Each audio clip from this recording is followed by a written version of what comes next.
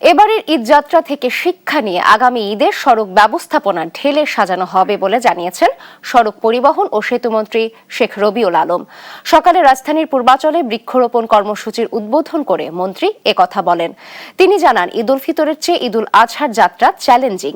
নির্বিঘ্নে উত্তরবঙ্গের যাতায়াতের জন্য দ্বিতীয় যমুনা সেতুর প্রয়োজন বলেও জানান তিনি। এ সময় এই কর্মসূচির আওতায় নিজ মন্ত্রণালয়ের অধীনে ৩৫ লক্ষেরও বেশি বৃক্ষরোপণ করার ঘোষণা দেন সড়ক মন্ত্রী। সেতুটি আরেকটা করার প্রয়োজনও দেখা দিয়েছে, অথবা এই সেতুটি পদ্মা সেতুর মতো যদি ওয়াইড হতো তাহলে মনে হয় যে ওই জায়গাটা আমরা চাপটাকে আরও ভালো ম্যানেজ করতে পারতাম।